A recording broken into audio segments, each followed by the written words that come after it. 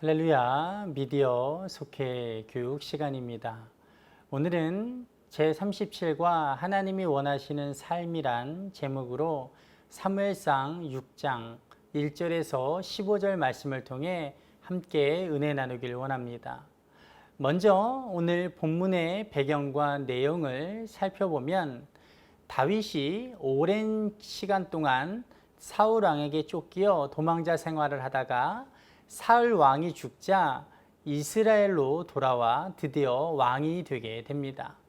그러나 여전히 사울 왕을 따르는 무리들로 인하여 이스라엘 전체의 왕이 되지는 못하고 유다의 왕으로서만 나라를 다스리게 되죠. 그러다가 드디어 7년 6개월 만에 다윗은 온 이스라엘의 왕으로 등극하게 되고 그가 왕이 된 후 이스라엘을 쳐들어온 블레셋을 대파하여 크게 승리하게 됩니다.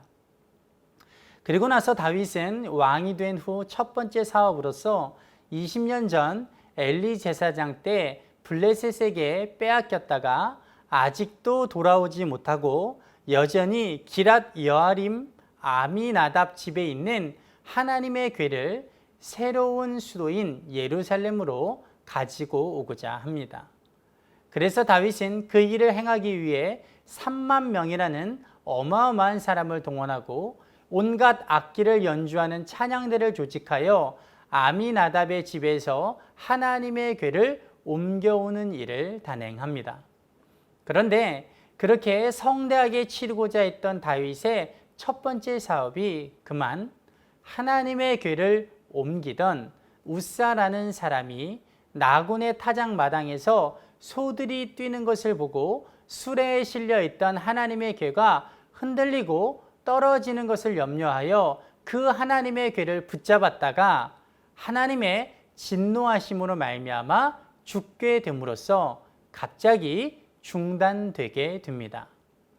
그리고 하나님의 궤는 더 이상 앞으로 진행하지 못하고 오벳 에돔의 집에 석 달을 더 머물러 있다가 오벳 에돔의 집에 아무런 일도 일어나지 않고 오히려 그의 집과 모든 소유가 하나님께 복을 받게 되었다라는 그런 소식을 다윗이 듣게 되자 그제서야 다윗은 가서 하나님의 궤를 메어 가지고 오게 됩니다.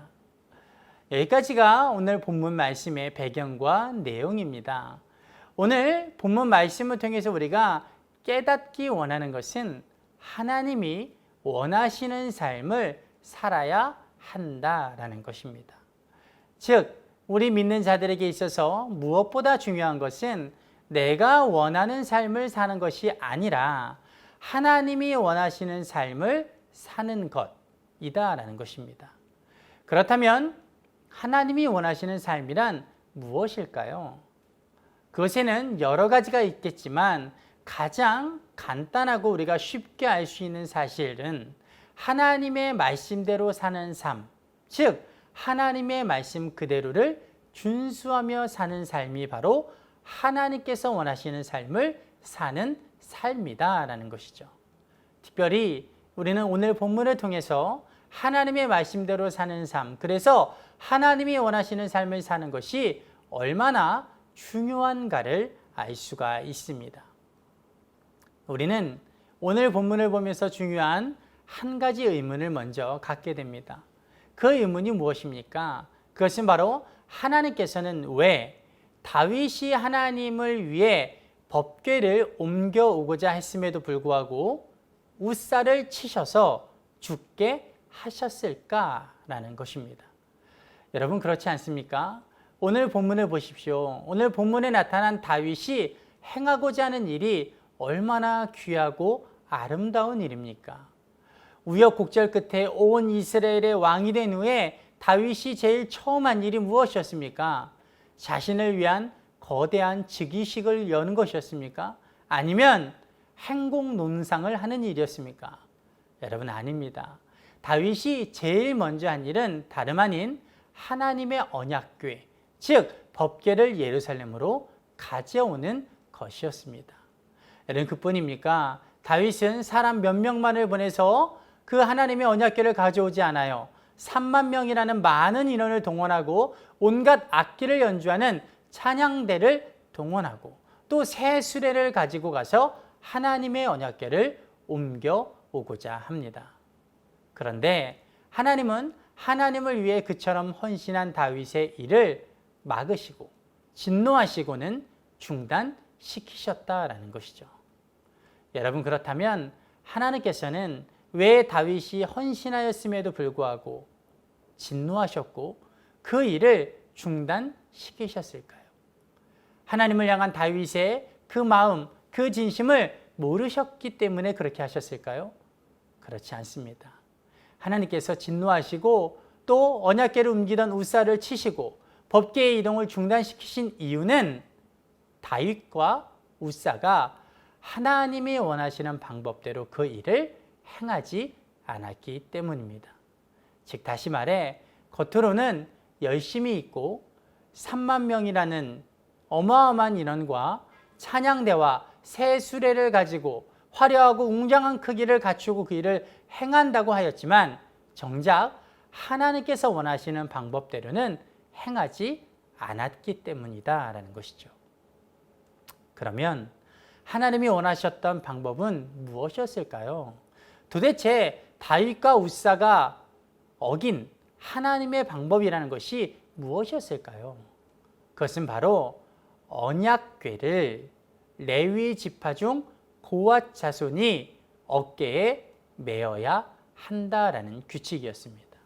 왜냐하면 민수기 4장 15절을 보면 이렇게 말하죠. 진영을 떠날 때에 아론과 그의 아들들이 성소와 성소의 모든 기구 덮는 일을 마치거든 고앗 자손들이 와서 맬 것이니라 라고 말하고 있기 때문입니다. 즉 본래 하나님의 궤는 수레가 아닌 레위 지파 고앗 자손이 어깨에 메어 이동해야 한다라는 것이죠. 그런데 다윗과 우사는 어떻게 했습니까? 화려하고 거대한 무리를 동원하고 또 새 수레는 사용했을지라도 정작 가장 중요한 하나님께서 말씀하신 언약궤를 옮기는 방법에 대해서는 간과하고 그것에 대해서는 행하지 않았다라는 것입니다. 또 우사도 20년간 자신의 집에 언약궤가 머물러 있는 동안 아무런 일이 없었기 때문에 아마도 거룩한 언약궤가 흔들릴 때에 그것을 붙잡아도 손을 대어도 된다라고 쉽게 생각했던 것 같습니다. 그러므로 다윗이나 우사는 자신들이 원하는 대로 하나님을 위해 큰 헌신을 드렸을지 몰라도 정말 중요한 하나님이 원하시는 것이 무엇인지 하나님이 원하시는 방법은 신경 쓰지 않았다라는 것입니다. 우리로 말하면 누군가에게 선물을 주는 데에 이전에 그 선물을 받는 사람이 원하는 것을 말했음에도 불구하고 그 말은 무시하고 내가 생각할 때에 좋은 것으로만 골라서 선물을 주는 것과 같은 것입니다. 우리도 마찬가지입니다. 우리도 삶을 살아갈 때에 또 하나님 앞에 무언가를 헌신하고자 할 때에 우리가 간과하지 말고 가장 중요하게 생각해야 되는 것이 바로 이 일을 하나님이 원하시는 것인가? 하나님은 어떠한 방법대로 하기를 원하실까? 하나님이 원하시는 삶은 어떠한 삶인가? 라는 것입니다. 왜냐하면 제 아무리 좋고 아름답고 거창하고 열정적으로 헌신한다고 할지라도 정작 그것이 하나님이 원하시는 것이 아니고 또 하나님의 방법을 무시하고 행하는 것이라면 그것은 모두 헛되고 오히려 하나님의 진노를 살 수도 있기 때문입니다. 바라건대 우리 모든 예양 성도님들은 하나님을 위해서 무엇을 하든지 내가 생각할 때에 좋은 것을 행하는 것이 아니라 하나님께서 정말 원하시는 것을 생각하고 무엇보다 하나님의 방법 안에서 그 모든 것들을 행하시고 삶을 살아가시기를 주님의 이름으로 축복드립니다. 이번 한 주간도 주님의 몸된 예양교회와 감독님과 중앙연회와 감리교회를 위해서 기도해 주시기 바랍니다. 그리고 특별히 어느 때보다도 힘든 시기를 보내고 있는 이 땅의 모든 한국교회와 그리스도의 지체들을 위해서 기도해 주시기 바랍니다. 감사합니다.